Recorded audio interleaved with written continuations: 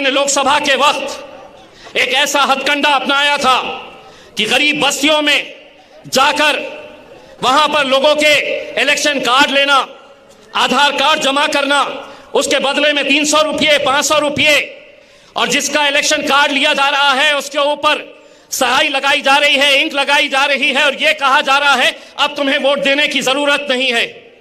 300 रुपये, 500 रुपये में यह खेल खेला जा रहा है।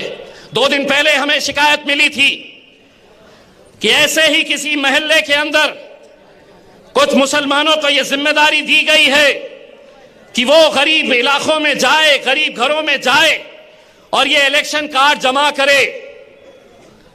आप लोगों को जिम्मेदारी के साथ चौकन्ना रहना है, और अगर कोई आया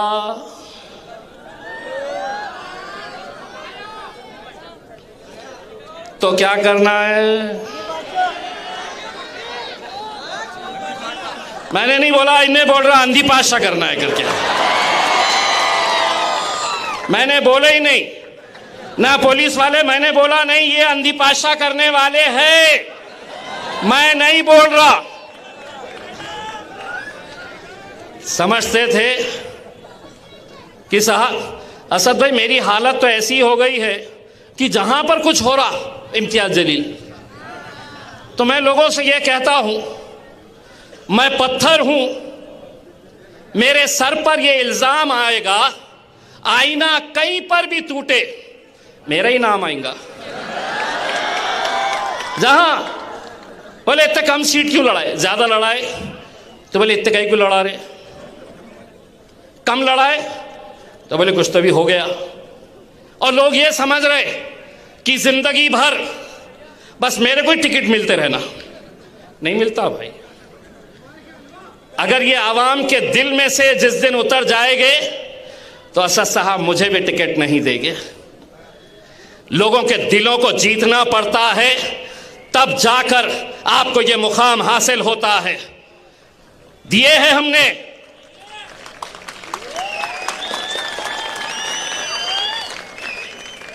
मेरे बारे में तो ये कहा गया था, बोले अतुल सावे को जिताने के लिए सबसे कमजोर कैंडिडेट को देंगे इन्हें इम्तियाज जलील। मैं खुद आ गया, सबसे कमजोर कैंडिडेट। मेरे भाई, आज महाराष्ट्र के हालात क्या है, मुल्क के हालात क्या है, ये आप लोगों की मोहब्बत थी। लोकसभा के अंदर यकीनन हमें जीत नहीं मिली, लेकिन मुझे मालूम है कि इस दीवानगी के साथ, किस जोश और जज्बे के साथ आप लोगों ने हमारे लिए काम किया था। उनकी हराम की दौलत के सामने हम टिक नहीं सके, लेकिन हमने अल्हम्दुलिल्लाह, एक तरफ 3 पार्टियों का गठबंधन था, दूसरी तरफ 3 पार्टियों का गठबंधन था, लेकिन हमारे ये नौजवानों की जिंदा दिली थी, ये जज्बा था, ये दीवानगी थी, हमारी माएँ और बहनों की दुआएं थी कि हम हारने के बावजूद भी उस हार में हमारी जीत नहीं, क्योंकि 3.5 लाख के करीब वोट अल्हम्दुलिल्लाह हमने हासिल किए लोकसभा के अंदर भी।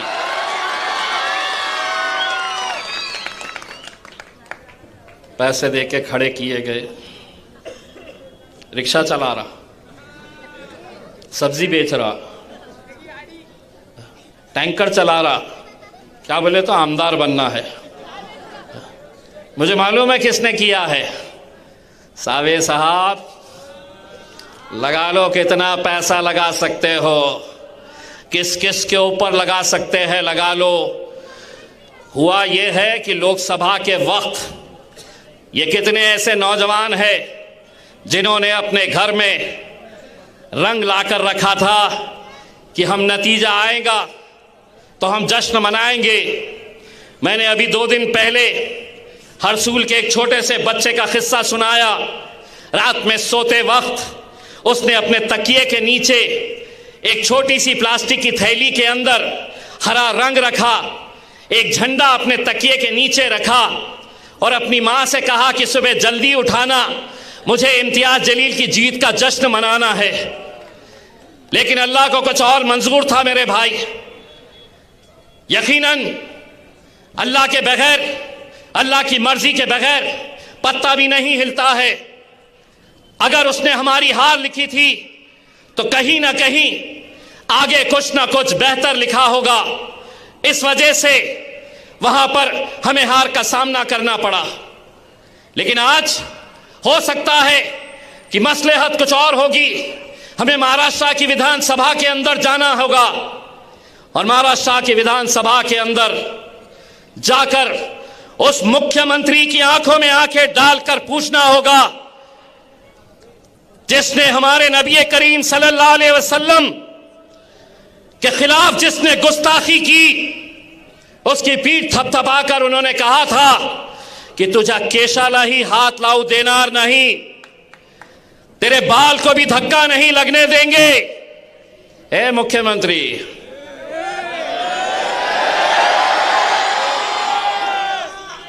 जिस रामगिरी के बारे में तुमने ये कहा था कि तेरे बाल को भी धक्का नहीं लगने दूंगा, वो पहले से ही टखला है। नो बाल ऑन हिज हेड। अब बोले मेरे को हराने के लिए भाजपा के बड़े बड़े नेता आने वाले हैं। क्यों आने वाले हैं? क्योंकि उन्होंने आम खास का मंजर देखा, मेरे अकबर बादशाह का मंजर देखा। मेरे को एक भाजपा वाले ने पूछा, ए तुम्हारे पास इतने आ कहां से जाते? मैंने कहा उस आम खास मैदान के ऊपर नरेंद्र मोदी आ जाए, योगी आ जाए, देवेंद्र आ जाए, जब तक तुम पैसा देंगे नहीं, गाड़ियां भेजेंगे नहीं, आम खास भर नहीं सकते। आम खास अगर भरने की ताकत किसी में है तो मेरे अकबर में, मेरे असद अवैसी के अंदर ही वो ताकत है। अल्हम्दुलिल्लाह। आज असद भाई यहां पे है, फिर 14 को भी आएंगे, फिर 15 को उनका आखिरी रहेगा, अच्छे अच्छों की बजा के जाएंगे, फिर 16 को अल्हम्दुलिल्लाह अल्हम्दुलिल्लाह अल्हम्दुलिल्लाह अल्हम्दुलिल्लाह मुफ्ती सलमान अजहरी साहब भी इंशाअल्लाह औरंगाबाद तशरीफ लाएंगे। इससे बढ़कर हमारे लिए और क्या खुशी की बात हो सकती है कि सलमान अजहरी साहब ने खुद मुझे फ़ोन करके कहा कि इम्तियाज़ भाई, जब हमारे ताल्लुक से कोई मुंह खोलने के लिए तैयार नहीं था, आपने हुकूमत की आंखों में आंखें डालकर ये मांगनी की थी कि मौलाना सलमान अजहरी साहब को रिहा किया जाए। 16 को मुफ्ती सलमान अजहरी साहब और 17 को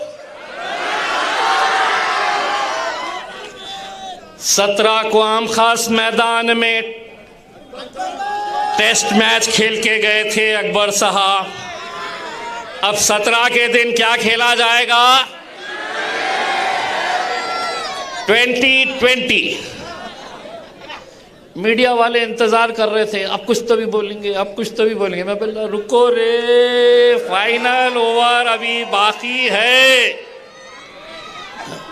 आज हमारे कुछ अपने ही लोग, मुझे बड़े अफसोस के साथ ये कहना पड़ रहा है।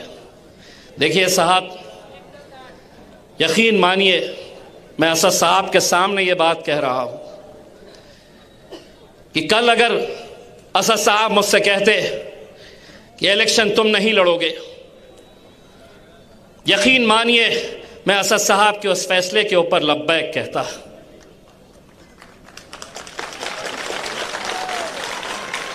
मैं ख़तई अपने मजलिस के खिलाफ मुखालिफत नहीं करता, और जो लोग आज मुखालिफत कर रहे हैं, जो लोग महफिलें सजाकर मेरे बारे में रोज रात में होटलों में, चौराहों पर बैठकर जो बुराई कर रहे हैं, सुनो, जरा संभल कर अपनों से हमारी बुराई करना।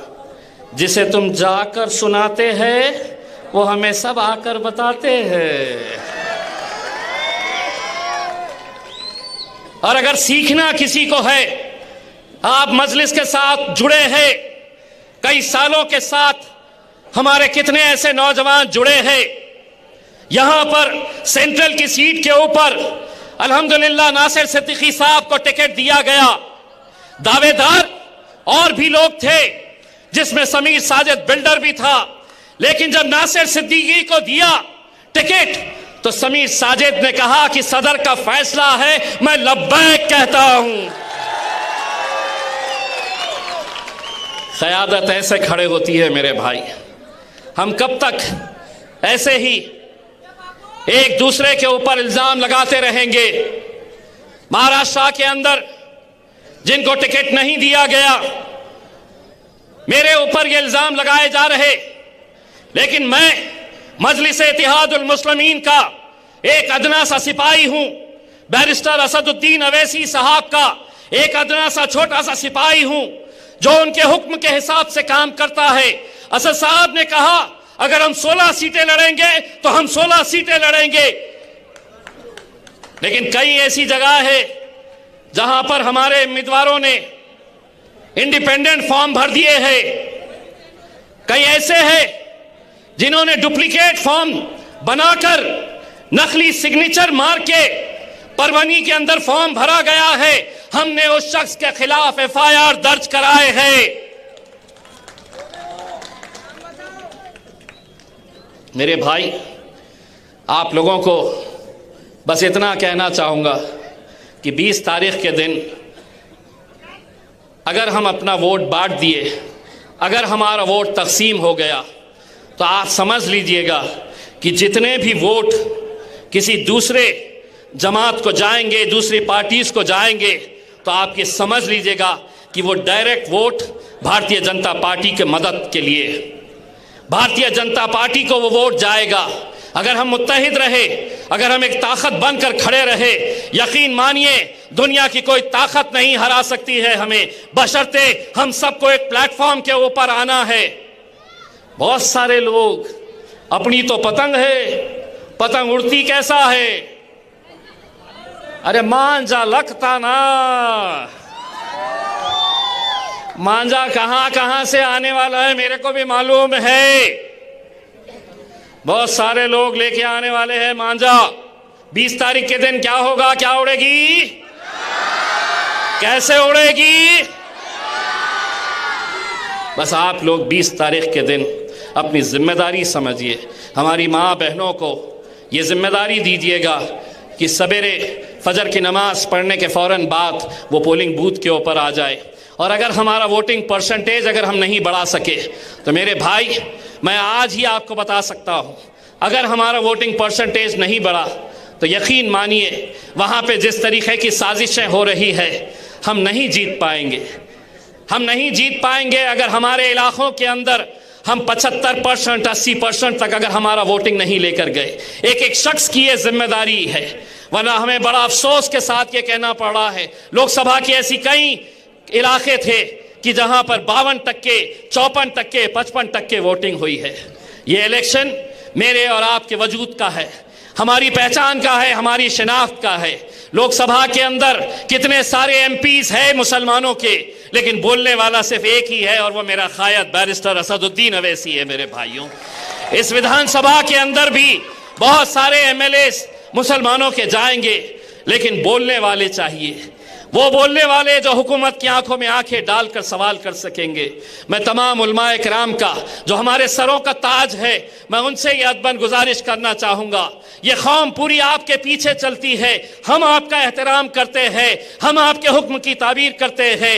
आपसे ये हम इल्तिजा करते हैं कि आप अपने नौजवानों को जोश और होश दोनों के साथ मिलकर ये इलेक्शन कैसा लड़ना है इसकी ताकीद करिएगा। एक एक वोट कीमती है मेरे भाई, खतरे खतरे से दरिया बनती है, और इंशाल्लाह 20 तारीख के दिन ये दरिया बनेगी। और 23 तारीख के दिन जो रंग तुमने लोकसभा के लिए लाकर रखा था अपने घरों के अंदर, इंशाल्लाह 23 तारीख के दिन धूमधाम से हम जश्न मनाएंगे। नारे तकबीर, हाथ ऊंचा करके नारे तकबीर, नारे तकबीर।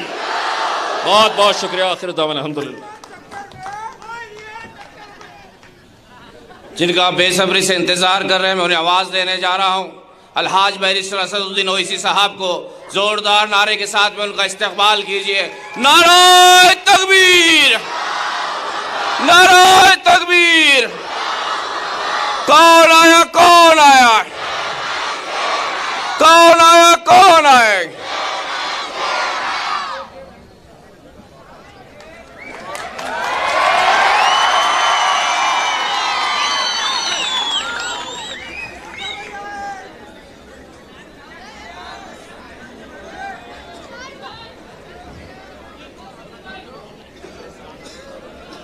बिस्मिल्लाहिर्रहमानिर्रहीम।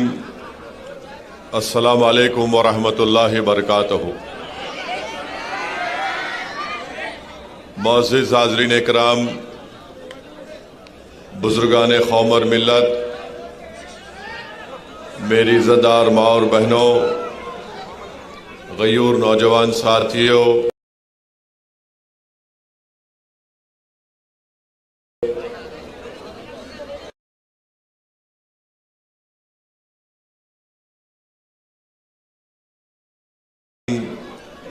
साबिक़ अरकान बल्दिया, शहनशीन पर तशरीफ़ फरमा,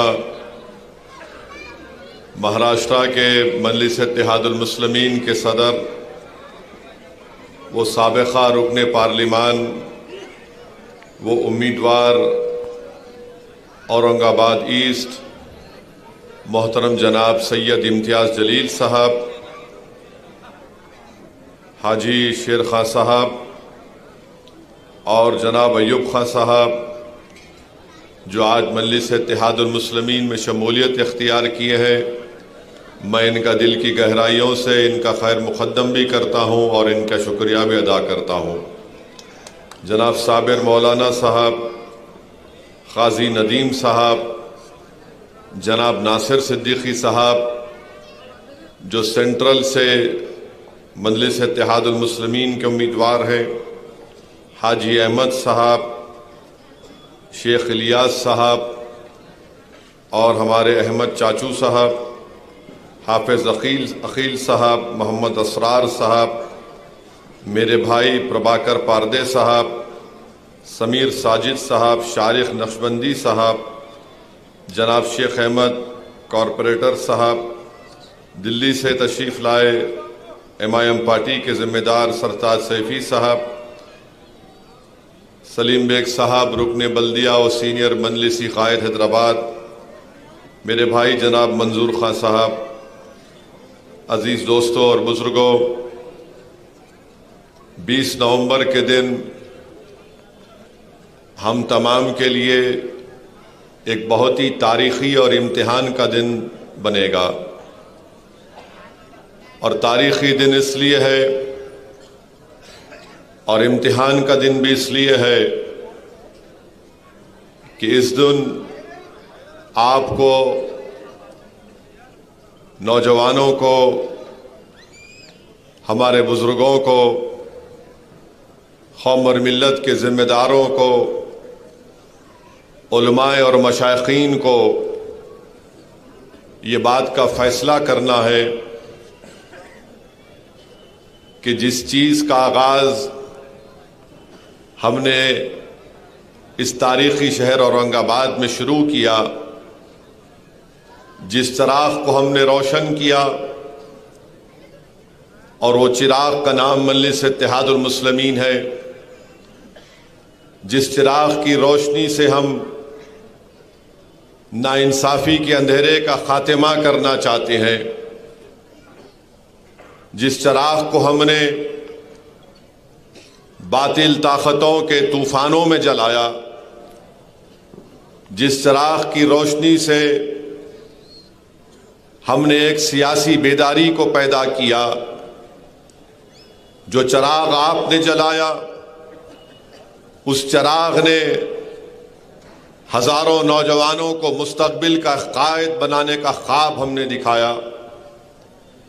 जिस चिराग को आपने जलाया, आपने इम्तियाज़ जलील को एक सहाफ़ी से MLA बना दिया। जिस चिराग को आपने जलाया, यहाँ पर मजलिस के 28 से ज़्यादा अरकान बल्दिया मुंतखब हुए। जिस चराग को आपने और रोशनी दी अपने आंसुओं से, अपने इत्तेहाद से, अपनी कुर्बानी से, आपने अपने नुमाइंदे को दिल्ली में लोकसभा का रुकन बनाया।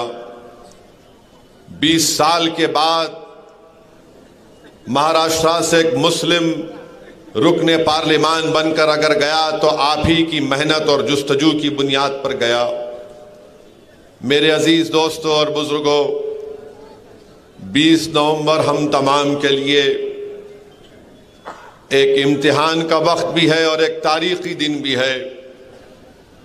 मैं आपसे फिर से कह रहा हूं, कल भी मैंने कहा था, आज भी कह रहा हूं, जो ताकतवर होता है वो कहता है कि मैं इलेक्शन जीतूंगा, जो कमजोर होता है वो यही कहता है कि मैं इसको हराऊंगा। अब आपको ये फैसला करना है कि आप औरंगाबाद सेंट्रल से, औरंगाबाद ईस्ट से आप कामयाब होंगे ताकतवर बनकर, या फिर आप कमजोरों को उनके नापाक अज़ाइम में उनको कामयाब होने देंगे। ये वो कमजोर लोग हैं जो जीतने के लिए चुनाव नहीं लड़ रहे हैं। इनका मकसद एक ही है कि जिस चराग को आपने और हमने मिलकर जलाया, अपने आंसुओं से, अपनी कुर्बानियों से, अपनी जुस्तजू से, वो ये चाहते हैं कि इस चराग को खत्म करके रख दिया जाए। वो इतने परेशान हैं इस चराग से कि ये देख रहे हैं कि सरजमीन महाराष्ट्र पर एक सियासी शऊर बेदार हो रहा है। वो ये देख रहे हैं कि आज ये नौजवान अपने आप को मुस्तकबिल का एक लीडर बनते हुए देख रहा है। वो इस बात को समझ चुके हैं कि अगर हम यहाँ पर मजलिस इत्तेहादुल मुस्लिमीन को नहीं रोकेंगे तो मुस्तकबिल में ये लोग हर जगह पर अपनी हिस्सेदारी की बात करेंगे, क्योंकि अब तक हिस्सेदारी की बात नहीं होती थी। बात यही होती थी कि ये हमारा उम्मीदवार है, तुम जाकर वोट डालो। हमारे पास कोई चॉइस नहीं था। मगर आज मजलिस को आपने अपने वोटों से, अपनी दुआओं से, अपने आंसुओं से मजबूत किया। बल्कि मैं जिम्मेदारी के साथ आपके सामने कह रहा हूं कि सरजमीन हैदराबाद, तेलंगाना के बाद अगर मजलिस इत्तेहादुल मुस्लिमीन किसी सरजमीन पर मजबूत भी है, मकबूल भी है, अगर हर एक के घर में की जगह जहां पर मजलिस पहुंच चुकी है, अगर हर एक के दिल में मजलिस पहुंच चुकी है, तो वो सरजमीन औरंगाबाद है मेरे अजीज दोस्तों और बुजुर्गों। और यही चीज मुखालिफीन मजलिस इत्तेहादुल मुस्लिमीन को, यही चीज कमजोरों को पसंद नहीं आती कि कौन है ये लोग कि जो आज आकर यहां पर मजलिस के पैगाम को पहुंचाया। मैं सलाम करता हूं आप तमाम को, मैं सलाम करता हूं उन तमाम लोगों को जो खामोशी से पर्दे के पीछे गुमनामी में मजलिस के लिए काम करते आए हैं। मैं सलाम करता हूं हमारी उन माँ और बहनों को जो मजलिस के लिए तड़पती हैं, जो आज हम पैदल दौरा करते हैं। जब असदुद्दीन अवैसी जाकर उनके सामने एक माइक लेकर कहता है कि मैं असदुद्दीन अवैसी हूं, आपसे गुजारिश करने आया हूं कि 20 नवंबर के दिन मजलिस को मजबूत करना है, तो हमारी बहनें, हमारी बेटियां, हमारी माएं देखकर दुआ देकर कहती हैं कि हम तुम्हारे लिए दुआ कर रहे, तुमको ही अल्लाह कामयाब करेगा। मेरे भाई, इससे बढ़ के मोहब्बत, इससे बढ़कर दौलत कोई एक सियासतदान क्या हासिल कर सकता है कि गुमनाम शख्स यहां पर आता है, आपके गली कूचों में फिरता है, जिसको मैं नहीं जानता, मगर अल्लाह ने उनके दिलों में मजलिस की मोहब्बत को पैदा कर दिया। यही आपकी हमारी सबसे बड़ी कामयाबी है मेरे अजीज दोस्तों और बुजुर्गों। इस चीज को ये रोकना चाहते हैं। ये लोग नहीं पसंद करते कि मजलिस आगे बढ़े। मजलिस इसलिए आगे बढ़ रही है क्योंकि लोग जान चुके हैं कि हमको अपनी सियासी आवाज की जरूरत है। जो मजलूम है वो जानता है कि मजलिस मेरी ताकत है। जो लोग सिस्टम से नाइंसाफी का शिकार हो चुका है वो जानता है कि हुजूम तो है मगर सन्नाटा है। अगर इस सन्नाटे को कोई तोड़ता है तो उसका नाम मजलिस इत्तेहादुल मुस्लिमीन है, ऐवान असम्बली है, 288 रुकने असम्बली है। मगर अगर कोई खड़े होकर जालिम की आंखों में आंखें डाल कर कहता है कि तू जुल्म कर रहा है, संविधान के दायरे में हमको अपना हक मिलना चाहिए, तो मजलिस करती है। दूसरे भी एमएलए जीत कर गए होंगे और जाएंगे, मगर इनकी जबानों पर उनकी पार्टी का ताला लगा हुआ है, हमारी जबानों पर ताला नहीं है।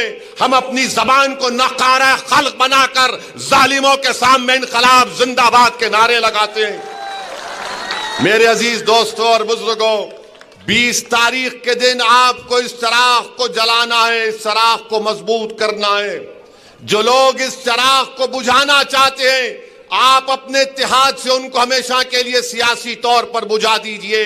जिस चराग को आपने तेल से नहीं अपने खून पसीने से जलाया है, मैं आपसे कह रहा हूं, ये दुश्मन है हमारे इत्तेहाद के, ये दुश्मन है औरंगाबाद के नौजवानों के, ये चुकनाचूर करना चाहते हमारे बुजुर्गों के ख्वाबों को, ये हमारे माओं की उम्मीदों को खत्म करना चाहते हैं। फैसला आपको करना है 20 तारीख के दिन। ये लोग जीतने के लिए नहीं, मोदी के इशारे के ऊपर, शिंदे के इशारे के ऊपर, आरएसएस के इशारे के ऊपर, बल्कि आज कह रहा हूं, जिसने हमारे नबी करीम सल्लल्लाहु अलैहि वसल्लम के शान में गुस्ताखी की, उस गुस्ताख जालिम के एजेंट बनकर हमारी सफों में आकर हमारे इत्तेहाद को कमजोर करना चाहते हैं। खबरदार कर रहा हूं आपको, गुस्ताखों का साथ मत दो। जो लोग गुस्ताख के एजेंट बनकर औरंगाबाद की सरजमीन पर हमारे इत्तेहाद को कमजोर करना चाहते हैं, नौजवानों, बुजुर्गों, इन गुस्ताखों का जवाब तुम खड़े होकर पतंग के निशान पर बटन दबा कर दोगे और जवाब दोगे जमहूरी तरीके से। तुम पैगाम दोगे शिंदे को, फडणवीस को, मोदी को, आरएसएस को और उस गुस्ताख को, देख तूने हमारी सफा में अबू जहल को भिजाया था, हमने अबू जहल को आज बख्शने वाले नहीं है। देख तू मीर जाफर और मीर सादिक को हमारे सफों में भिजाया था, अब हम इन मीर जाफर और मीर सादिक को जान चुके हैं, जो हमारे दरमियान में आकर हमारी पीठ पर खंजर नहीं घोंप रहे, बल्कि हमारे मुस्तकबिल को खत्म करना चाहते। तो मेरे अजीज दोस्तों और बुजुर्गों, ये नरेंद्र मोदी आरएसएस ने पूरे महाराष्ट्र के इलेक्शन में 90 ऐसे लोगों को इलेक्शन लड़ा रही है। इंडिपेंडेंट, नाम के आजाद हैं मगर गुलाम हैं आरएसएस के और मोदी के। इनके नाम उर्दू से शुरू होते हैं, नाम तो उर्दू का है मगर काम तो अबू जहल का करने वाले हैं। ये लोग मीर जाफर और मीर सादिक के एजेंट है, याद रखिए। ये जीतने के लिए इलेक्शन नहीं लड़ रहे, ये हराने के लिए इलेक्शन लड़ रहे हैं। और याद रखो, मैं बता रहा हूं, अगर खुदा ना खास्ता कुछ होगा तो ये जिंदगी भर बोलेंगे देखो हमने गिरा दिया था। मगर मुझे यकीन है औरंगाबाद के बुजुर्गों पर, मेरी मां और बहनों पर, वो गद्दारों को इस बात की इजाजत नहीं देंगे कि हम एक जिंदा कौम है, हम जिंदों के सामने कोई आकर ये नहीं कह सकता कि हम तुमको गिराएंगे। हम जिंदा रहेंगे और इनको सियासी तौर पर इनके चारों खाने चित करेंगे, इनके मंसूबों में इनको शिकस्त देंगे, इनकी साजिशों को हम बेनकाब करेंगे। ये लोग उस गुस्ताख के एजेंट बनकर आ रहे हैं।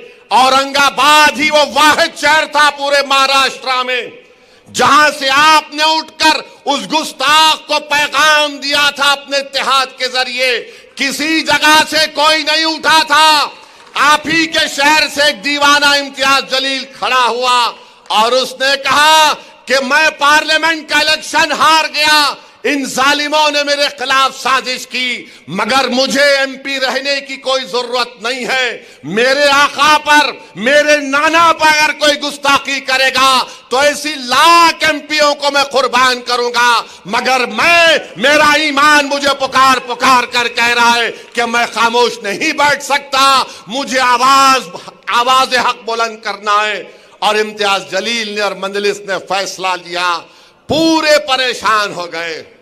हुकूमत परेशान, जालिम परेशान, कमजोर परेशान, मुनाफिक परेशान, अबू जहल के दोस्त परेशान, मीर जाफर मिर्जा सादिक परेशान, प्रशासन परेशान। जब आपने यहां से नारा लगाया कि औरंगाबाद वो सरजमीन है जहां पर हम हर एक की भाईचारगी को मानते हैं, कोई किसी भगवान को माने, किसी खुदा को माने, हम उसका एहतराम करते हैं, मगर किसी को भी इस बात की इजाजत हम नहीं देंगे कि किसी के भी मजहब के सबसे बड़ी शख्सियत के खिलाफ अगर कोई अनाप शनाप बकेगा तो हम खामोश बैठेंगे। इसीलिए आए हैं क्योंकि आपने 10,000 गाड़ियों के साथ यहां से जुलूस निकालकर मुंबई गए थे, तो ये वो गुस्ताख को बड़ी तकलीफ हुई। ये तमाम के तमाम इबलीस के साथी ये देख रहे हैं कि आपने क्या कर दिया, औरंगाबाद से आपने तारीख बना दी। बल्कि लोग कह रहे थे कि महाराष्ट्र में मुस्लिम अल्पसंख्यक समाज एहतजाज नहीं कर सकती, इसलिए कि एहतजाज होगा तो दंगा होगा, मगर आपको लाखों सलाम, आपने बता दिया एहतजाज होगा, लाखों की तादाद में होगा, मगर पुरअमन रहेगा अल्हम्दुलिल्लाह। तो इसीलिए आज ये सब लोग यहां पर आ रहे हैं, एक के बाद एक सब आ रहे हैं। कोई यहां से उतर रहा, कोई वहां से उतर रहा, कोई नीचे से निकल रहा, कोई बिल से सांप निकल रहा, कोई सुराख से चूहा चेहरा दिखा रहा, सब आ रहे हैं। मगर ये औरंगाबाद की सरजमीन है, ये तारीखी सरजमीन है। तो इसीलिए कह रहा हूं 20 तारीख के दिन आपको अपने इत्तेहाद को मजबूत करना पड़ेगा, अपने इत्तेफाक को मजबूत करना पड़ेगा। याद रखो नौजवानों, ये लड़ाई तुम्हारे मुस्तकबिल के लिए हम लड़ रहे हैं। याद रखो मेरी इज्जतदार मां और बहनों, ये लड़ाई आपके ख्वाबों को पूरा करने के लिए किया जा रहा है। याद रखो मेरे बुजुर्गों, जो तुमने ख्वाब अपने जवानी में देखे थे, उन ख्वाबों को पूरा करने की लड़ाई हम लड़ रहे हैं। ये लड़ाई हम औरंगाबाद को ताकतवर बनाने के लिए लड़ रहे हैं। ये जो 90 उम्मीदवार, ये जो उम्मीदवार इम्तियाज के खिलाफ खड़े हैं, इम्तियाज जलील के खिलाफ, मैं उनसे कहना चाह रहा हूं, तुम औरंगाबाद को हराकर रात में चैन की नींद नहीं सो पाओगे। याद रखो, तुम जो काम करने जा रहे हो, तुम औरंगाबाद को हराने की कोशिश कर रहे हो। तुम्हारा ज़मीर तुमको इस बात की इजाजत नहीं देगा कि तुम आराम से नींद सो सकोगे।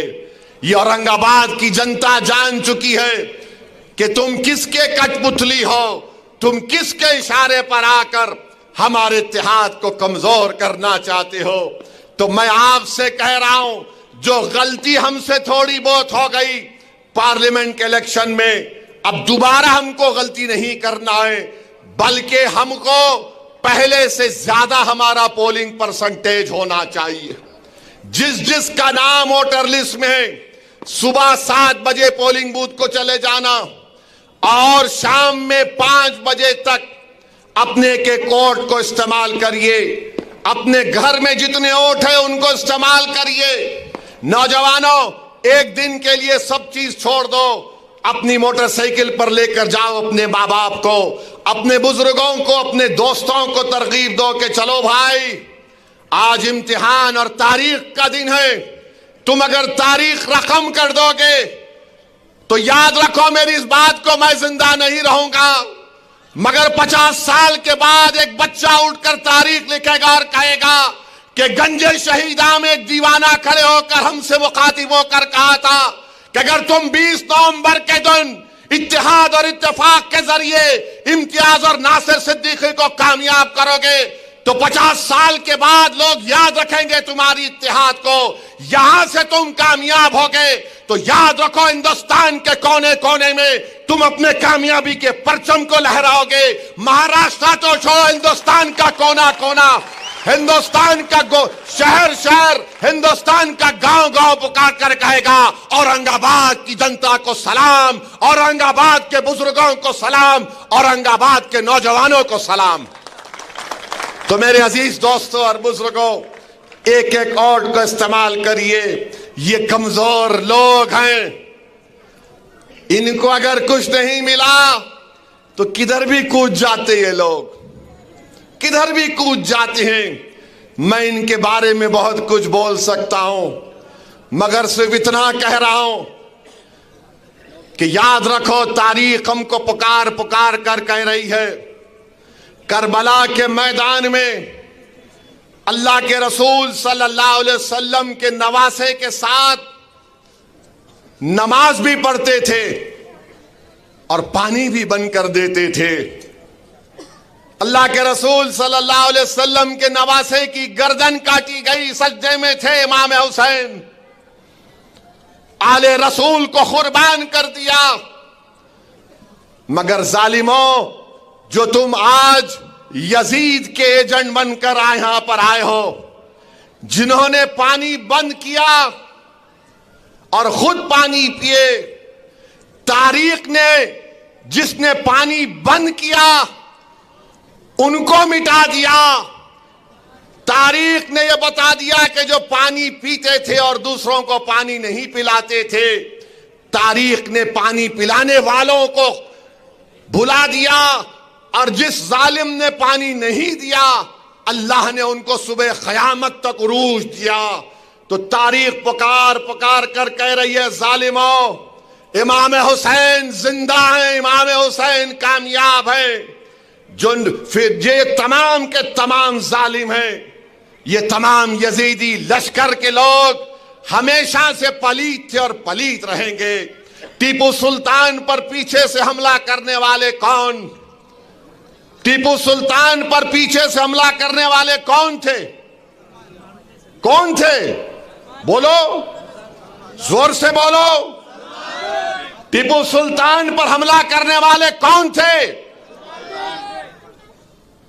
सिराजुद्दौला पर हमला करने वाले कौन थे? कौन थे सिराजुद्दौला पर हमला करने वाले? मेरे भाई, तारीख पुकार पुकार कर कह रही है कि बाहर से कोई नहीं आएगा, अंदर से ही पीठ पर खंजर मारेगा। तो इनको पहचानना है आपको, इनको पहचानो आप। और दूसरी बात यह है कि कल महाराष्ट्र के डिप्टी चीफ मिनिस्टर इस तारीखी शहर को आए थे और आकर गैर जरूरी मेरा नाम अपनी जबान पर लाए। हाँ, देवेंद्र फडणवीस बोले, सुनो ओवैसी, ए देवेंद्र फडणवीस, याद रखो, तुम मेरी जबान का मुकाबला नहीं कर सकते ना। अगर तुम, मोदी, अमित शाह भी बैठ गए तो मेरी जबान का मुकाबला नहीं कर सकते। इन्हों क्या बोले? इन्हों क्या बोले? ए ओवैसी, वो क्या बोले? ये ओट जिहाद, धर्म युद्ध। हम इलेक्शन कमीशन ऑफ इंडिया से पूछना चाहते हैं, क्या ये जबान इलेक्शन के कानून के ताबे है या उसके खिलाफ है? इलेक्शन कमीशन ऑफ इंडिया जवाब दो। ये महाराष्ट्र के चीफ इलेक्टरल ऑफिसर से हम पूछना चाह रहे हैं, मेरा नाम लेकर जिहाद का नाम लिया जा रहा है, धर्म युद्ध का नाम लिया जा रहा है, क्या ये इलेक्शन कानून के खिलाफ नहीं है? क्या ये मॉडल कोड ऑफ कंडक्ट के खिलाफ नहीं है? ये लोकशाही है, जमहूरियत है, यहां पर धर्म युद्ध और जिहाद कहां से आ गया फडणवीस? खैर, तुमने बोला, अब तुमको खुजली होगी अब जब मैं बोलूंगा यहां से। अब सुनो देवेंद्र फडणवीस, तुमने कई एमएलएस को खरीद लिया, चोरी कर ली, तो तुमको क्या बोला जाए? डाकू बोला जाए या चोर बोला जाए? तुमने महाराष्ट्र से एक ड्रग पार्क का प्रोजेक्ट आ रहा था 3000 करोड़ का, टाटा एयरबस का प्रोजेक्ट 22,000 करोड़ का महाराष्ट्र को आ रहा था, वेदांता फॉक्सकॉन का 1,55,000 करोड़ का प्रोजेक्ट आ रहा था, मेडिकल की इक्विपमेंट बनाने का प्रोजेक्ट आ रहा था 4,024 करोड़ का। अरे देवेंद्र फडणवीस, तेरे को इतनी हिम्मत नहीं हुई, तू रोक दिया उसको, गुजरात कहीं को जाने दिया रे? हाँ,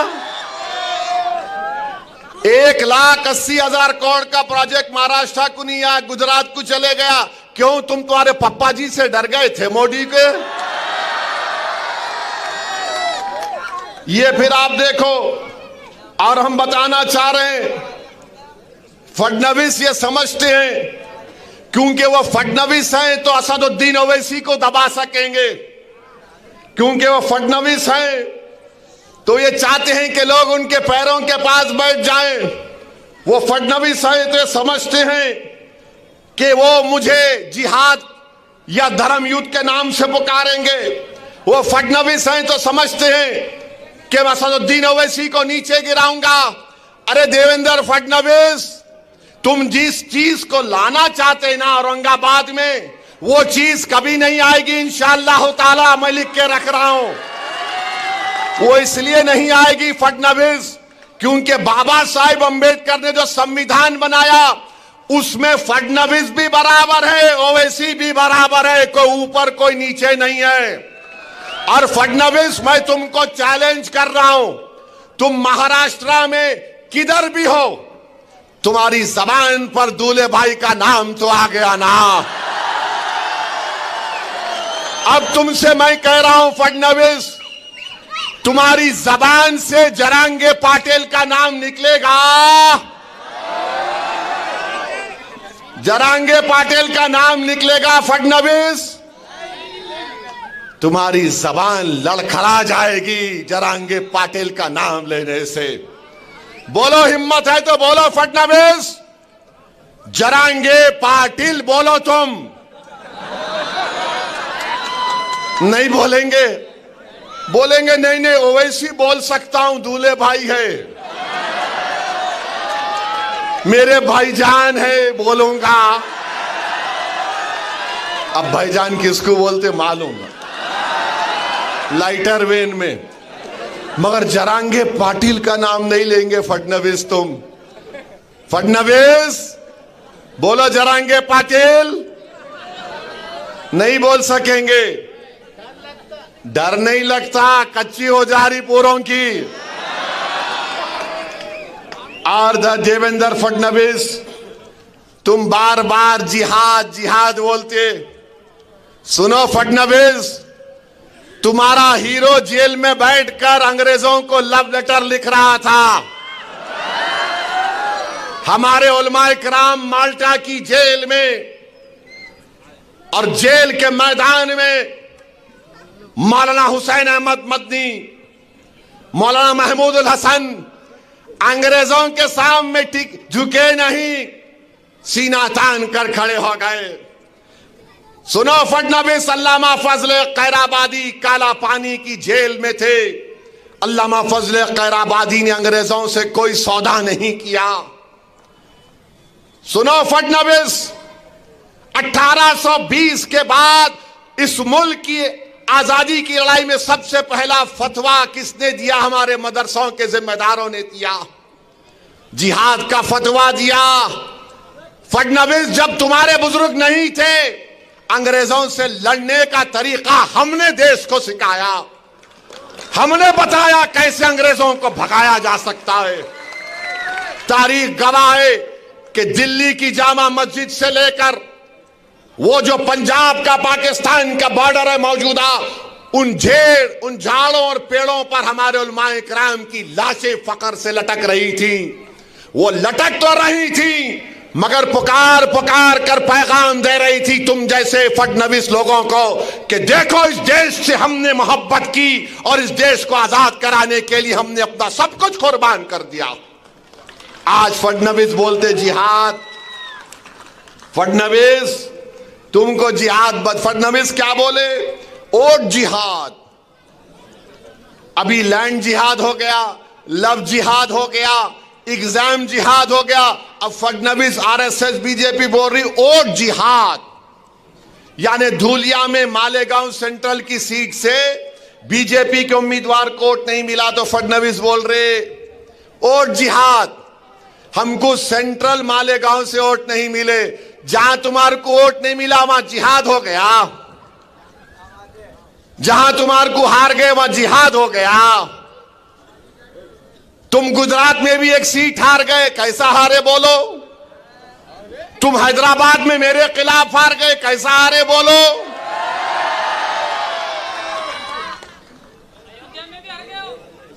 अयोध्या में भी हार गए। अम्मा अब नहीं बोलता, इससे आगे मैं। बोलो फडणवीस कैसा हारे?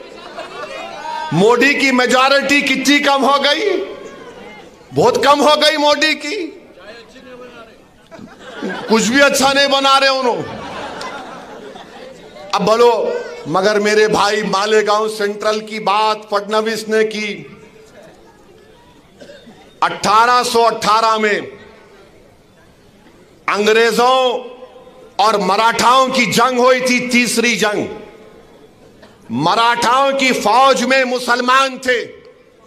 कौन सी तारीख को? 1818। फडणवीस तुम तारीख में वीक हो, तुम्हारे को नहीं मालूम, तुम हिस्ट्री नहीं जानते। कुछ भी नहीं जानता, छोड़ो उन्हें। तो 1818 में अंग्रेजों के खिलाफ मराठाओं ने जंग की थी और उस जंग में मुसलमान थे। मुसलमान मालेगांव के किले पे खड़े हो गए और अंग्रेजों को से मुकाबला किया।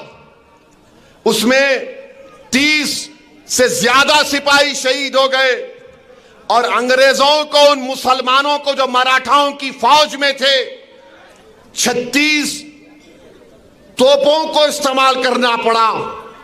8000 गोले गिराए, 35,500 गन पाउडर इस्तेमाल करना पड़ा। फडणवीस ये वो मुसलमान जो मराठाओं की फौज में मालेगांव के किले में खड़े हो गए थे और अंग्रेजों को मुकाबला किया। फडणवीस तुम्हारे पूर्वज नहीं थे, ओवैसी के पूर्वज थे जो अंग्रेजों से जिहाद कर रहे थे। और फिर 1921 में मालेगांव में इनकलाबियों ने खिलाफत नॉन कॉपरेशन मूवमेंट के बाद मालेगांव के किले पे चढ़ गए। अंग्रेजों का झंडा हमने निकाला, फडणवीस तुम्हारा हीरो नहीं निकाला। हमारे बुजुर्गों ने झंडा निकाला, मालेगांव शहर को कब्जा कर लिया और उसके बाद अंग्रेजों ने क्या किया? बोलो फडणवीस, मरने वालों में, शहीदों में तुम्हारा नाम था या ओवैसी के बाप दादा का नाम था? बोलो नाम क्या था? सुनो फडणवीस, शहीदों का नाम जिन्होंने 1921 में अंग्रेजों का झंडा निकालकर हिंदुस्तान के झंडे को लहराया। शहीदों में नाम सुलेमान शाह, इस्माइल अल्लाह रखा, शाहीन बिकारी, शाबान बिकारी, बुद्धू फरीदास, अब्दुल गफ्फार, ये तमाम को फांसी पे लटका दिए फडणवीस। तुम्हारा हीरो अंग्रेजों को लव लेटर लिख रहा था, I love you, I love you. हम आई लव यू नहीं बोले अंग्रेजों को, हम बोले वी हेट यू, तुमको निकलना पड़ेगा भारत से। तुम आकर हमको जिहाद सिखाओगे फडणवीस? अरे तुम जिहाद का जे नहीं जानते, तुम हमको क्या पूछ रहे हो? और हमारे बुजुर्गों ने अब्दुल्ला खलीफा, मोहम्मद हुसैन, इन लोगों को भी जेल में अंग्रेजों ने मार मार कर शहीद कर दिया। तो मेरे अजीज दोस्तों और बुजुर्गों, आज 20 नवंबर के दिन भी आपको एक फैसला करना है, या बुज़दिली या बहादुरी का मुजाहरा करना पड़ेगा। आप बुज़दिली का मुजाहरा करेंगे या बहादुरी का मुजाहरा करेंगे? बताओ, सोच कर हाथ उठाओ। क्योंकि मालेगांव में जो शहीद अंग्रेजों का झंडा उतारे थे, सुलेमान शाह, इस्माइल अल्लाह रखा, शाबान बिखारी, बुद्धू फरीद, अब्दुल गफ्फार की रूहें पुकार पुकार कर कह रही, अगर अल्लाह हमको सुनने की ताकत देगा औरंगाबाद की सरजमीन पर बसने वालों, तुम क्या बहादुरी के मजारे करोगे या बुज़दिली के मजारे करोगे? बताओ, आप बहादुरी के मजारे करेंगे या बुज़दिली के मजारे करेंगे? आपको बताना पड़ेगा। आप उम्मीद पर फैसला करेंगे या खौफ पर फैसला करेंगे? बताओ, आप उम्मीद पर फैसला करेंगे, आप बहादुरी को अपनाएंगे? तो फिर आप बताइए, आज 20 नवंबर के दिन आप 1 घंटे की कुर्बानी देंगे या अपने मुस्तकबिल को आप तकालीफ में गुजारेंगे? 20 नवंबर के दिन आपको इंशाअल्लाह, मुझे यकीन है कि आप बहादुरी के मजारे करेंगे, आप खौफ को करीब आने नहीं देंगे, आप उम्मीद के ऊपर मंजलिस को वोट देंगे, आप 1 घंटे की कुर्बानी देंगे, अपने वोट को इस्तेमाल करने जाएंगे। मेरे अजीज दोस्तों और बुजुर्गों, बहुत से लोग असदुद्दीन ओवैसी के बारे में बातें करते हैं, तुम उनका हिस्सा नहीं बने, तुम इनका हिस्सा नहीं बने। अरे मेरे भाई, दीवाने हैं क्या तुम लोग? जब मेरे हिस्से में अल्लाह ने औरंगाबाद के गरीबों के दिलों में मोहब्बत डाली, मैं यही हूं, मेरा हिस्सा यही है। इसीलिए किसी शायर ने कहा था, मैं इसीलिए हुजूम का हिस्सा नहीं बना, मैं इसीलिए हुजूम का हिस्सा नहीं बना। सूरज कभी नुजूम का हिस्सा नहीं बनता, सूरज तारों का हिस्सा नहीं बनता। याद रखो, याद रखो, सूरज तारों का हिस्सा नहीं बनता। और औरंगाबाद के उन गयूर नौजवानों को पैगाम दे रहा हूं कि शायर ने अच्छा कहा था कि देख जिंदा से परे रंगे चमन जोशे बहार, देख जिंदा से परे रंगे चमन ने जोशे बहार। रक्स करना है तो फिर पांव की जंजीरों को ना देख नौजवान। तुमको नौजवानों 20 नवंबर के दिन एक तारीख को रकम करना है। और आप जानते हैं कि ये जो यहां का ईस्ट का बीजेपी का एमएलए है, इन्हों क्या किए? कोई काम किए इन्हों? कहीं पर मैं दौरे कर रहा हूं, डेवलपमेंट क्या हुआ? आप जानते हैं कि औरंगाबाद में पीने के पानी की लाइन टंकी है और उस टंकी का काम करवाना था, उसकी लाइफ खत्म हो चुकी है। इम्तियाज जलील के जमाने में उस टांकी के ताल्लुक से पानी की टांकी को सही बनाना है, वो जमीन अलॉट नहीं करते। अरे तुम एमएलए हो ईस्ट के, तुम नजरअंदाज करते हो उन इलाकों को। इसलिए नजरअंदाज करते हो कि फडणवीस ने कह दिया होगा, अरे नहीं नहीं यहां मत जाओ, यहां पर जिहादी रहती हैं, तुम कोई डेवलपमेंट का काम नहीं करवाते। ये कौन सा तुम्हारा राज है शिंदे? ये कौन सा तुम्हारा राज है फडणवीस कि 8 दिन में 1 मर्तबा पानी आता है? तुमको शर्म नहीं आती? तुम सत्ता में बैठकर गरीबों को औरंगाबाद के तकलीफ पहुंचा रहे हो। कचरे के ढेर लगे हुए हैं, मोरियों का पानी बहता है, मगर तुमको फिक्र नहीं है। मगर तुम आकर क्या बोलते हो? असदुद्दीन ओवैसी का नाम लेते हो, जिहाद की बात करते हो, धर्म युद्ध की बात करते हो। अरे देवेंद्र फडणवीस, तुमने औरंगाबाद को पानी नहीं पिलाया। तुम्हारे ईस्ट के एमएलए ने जबरदस्ती पूरी ताकत के साथ उन इलाकों में काम नहीं करवाया जहां से हय्याल सलाह हय्याल फलाह की सदाएं आती हैं। और अगर तुम्हारा ईस्ट का एमएलए समझ रहा है कि पानी नहीं लेकर आएंगे, डेवलपमेंट नहीं कराएंगे, तो सुनो फडणवीस, सेंट्रल की आवाम चाहे किसी समुदाय की हो, वो तय कर चुकी है कि अब के बार इम्तियाज को कामयाब करेंगे और ईस्ट और सेंट्रल में हम तरक्याती काम करवाएंगे।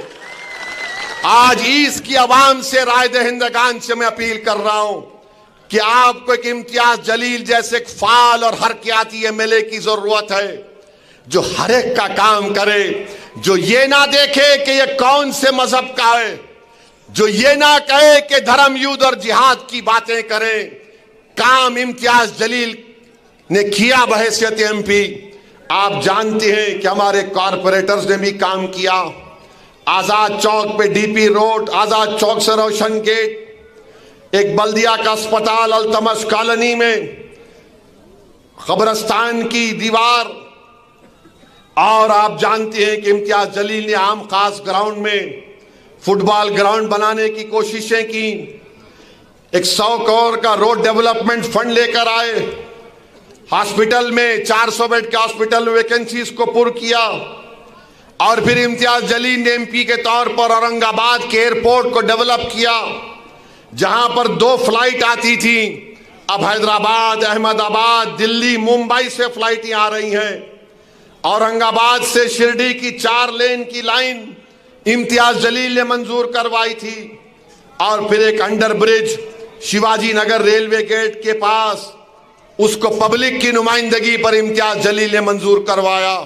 ये बीजेपी से कुछ नहीं होता, मोदी से कुछ नहीं होता, ये सिर्फ हिंदू मुस्लिम, हिंदू मुस्लिम, हिंदू मुस्लिम, बस यही बोलेंगे। इन्हें जिहादी, उन्हें फुला, उन्हें ऐसा, इन्हें वैसा। अरे इलेक्शन हो रहा है, धर्म युद्ध कहां से आ गया मोदी जी? अब मोदी बोल रहे एक है तो सेफ है। अरे 10 साल से तुम्हारी सरकार है, सेफ नहीं है क्या हम? बोलो मोदी, भाइयों बहनों, एक है तो सेफ है। अब आप मेरे को बताइए, ये एक का मतलब क्या है? हम अनेक हैं भारत में। मराठा समाज का कल्चर अलग, दलित समाज का कल्चर अलग, हमारे बैकवर्ड क्लास के भाई बहनों का कल्चर अलग, मुसलमानों में कई ऐसे कबीले हैं उनका कल्चर अलग, ईसाई हैं, सिख हैं, क्या क्या इस देश में नहीं है। मगर मोदी बोले नहीं, एक ही होना, one size fits all. Modi ji, आपका जो शर्ट का साइज है औरंगाबाद के बच्चे के लिए बहुत बड़ा हो जाता हो, ये नहीं होता ना। मगर मेरे भाई, ये लोग इस मुल्क की डाइवर्सिटी को खत्म करना चाहते हैं, ये महाराष्ट्र की खूबसूरती को खत्म करना चाहती हैं। मेरी आपसे अदबन गुजारिश है, औरंगाबाद सेंट्रल के अवाम से मेरी हाथ जोड़कर अपील है कि जिसने आपके लिए कोई काम नहीं किया, आप उसका साथ मत दीजिए। मराठाओं को धोखा दिया गया, रिजर्वेशन के नाम पर रिजर्वेशन नहीं दिया गया। हमारे करबला में मजलूमों को, जालिमों ने मजलूमों को दबाया था। तो मेरे अजीज दोस्तों और बुजुर्गों, मैं आपको बता रहा था कि 20 तारीख के दिन आपको और हमको मिलकर अपनी पूरी ताकत और इत्तेहाद के साथ अपने पार्टी के उम्मीदवारों को कामयाब और कामरान करना है। ये जितने भी खड़े हैं ना, ये मिठाई बांट रहे हैं, मिठाई खा लो दबा के, छोड़ना नहीं। हाँ, खाना खा के बोलना एमआईएम जिंदाबाद, जितना दे रहे ले लो, क्यों नहीं छोड़ना, ले लो, मिठाई खाओ, नान खलिया खाओ। होटल पे जाके मैं देखा नान खलिया की पीली रोटी को निचोड़ के ऐसा डुबा के उसमें खूब लगा के खा के बोलना पतंग को ओट पड़ने वाला है, पतंग को ओट पड़ेगा इंशाअल्लाह ताला। डरने और घबराने की जरूरत नहीं है आपको। आप तमाम से बुजुर्गों से, माँ और बहनों से अपील है कि 20 तारीख के दिन औरंगाबाद सेंट्रल में, औरंगाबाद ईस्ट में क्या उड़े गई, आसमानों पर क्या नजर आएगा, सुबह 6 बजे से क्या होगा, शाम में 6 बजे तक क्या होगा, हर घर में क्या आवाज आएगी, हर दिल क्या पुकारेगा, हर सोच क्या कहेगी, हर आदमी क्या बोलेगा, हर आदमी क्या करेगा, किसका परचम लहराएगा, औरंगाबाद किसका है, औरंगाबाद पर हमारा इत्तेहाद रहेगा ना, औरंगाबाद पर हमारी बरतरी रहेगी ना। आप मुझे अकेला तो छोड़ दिए पार्लियामेंट में, मगर महाराष्ट्र के असेंबली में इम्तियाज जलील को और नासिर सिद्दीकी को भिजाएंगे ना आप। महाराष्ट्र की विधानसभा में अपने इन लोगों को भिजाएंगे ना आप उम्मीद पर वोट देंगे, आप खौफ की बुनियाद पर वोट नहीं देंगे। आपसे मैं फिर से अपील कर रहा हूं कि मजलिस आपकी पार्टी है, मजलिस को कामयाब करिए। फडणवीस का जवाब देंगे ना, इन्हों जिहाद बोल रहे, इन्हों धर्म युद्ध बोल रहे। फडणवीस तुम ख्वाब देख रहे मुख्यमंत्री का, इंशाअल्लाह ताला तेरे ख्वाबों पर मिट्टी पड़ेगी, इंशाअल्लाह ताला तेरे ख्वाब चुकनाचूर हो जाएंगे। अच्छा, मेरे को लोग बोल रहे वो लाडली में भी कुछ पैसे आए। अरे लो ना, मैं तुम्हारा लाडला हूं। I love you, you love me. अब दोनों की मोहब्बत में कुछ नहीं आ रहा। 1500 दिए, 15,000 भी दिए, क्या दिए, सब देने वाला अल्लाह है। ले लो, मगर वोट पड़ेगा तो सिर्फ पतंग के बटन पर पड़ेगा, इंशाअल्लाह ताला पड़ेगा ना। तो मेरे साथ नारा लगाइए, मेरे साथ नारा लगाइए, हमारा इत्तेहाद जिंदाबाद, हमारा इत्तेहाद जिंदाबाद, हमारा इत्तेहाद जिंदाबाद। अब मेरे साथ और एक जिंदाबाद के नारे लगाइए। बाबा साहेब अंबेडकर, बाबा साहेब अंबेडकर, छत्रपति शिवाजी जिंदाबाद, छत्रपति शिवाजी जिंदाबाद, मुजाहिदीन आजादी जिंदाबाद, मुजाहिदीन आजादी जिंदाबाद। अस्सलाम वालेकुम व रहमतुल्लाह व बरकातहू। जरा एक्शन, अभी एक्शन, पूरा एक्शन, हर तरफ एक्शन होगा।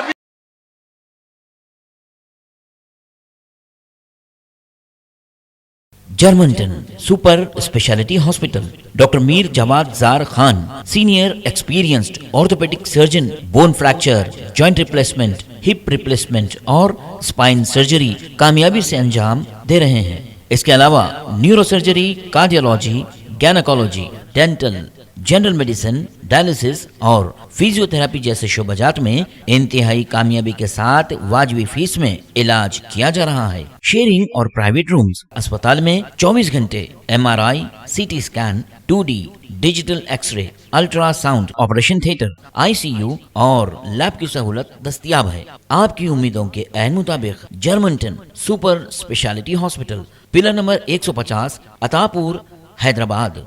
अगर आपने हमारे चैनल को अभी तक सब्सक्राइब नहीं किया है तो यहाँ पर रेड कलर का सब्सक्राइब बटन दिख रहा है, उसे क्लिक करें और हमारे चैनल को सब्सक्राइब कीजिए और साथ ही साथ बेल आइकन को भी क्लिक कीजिए, जिससे आपको ताज़ा अपडेट मिलती रहे।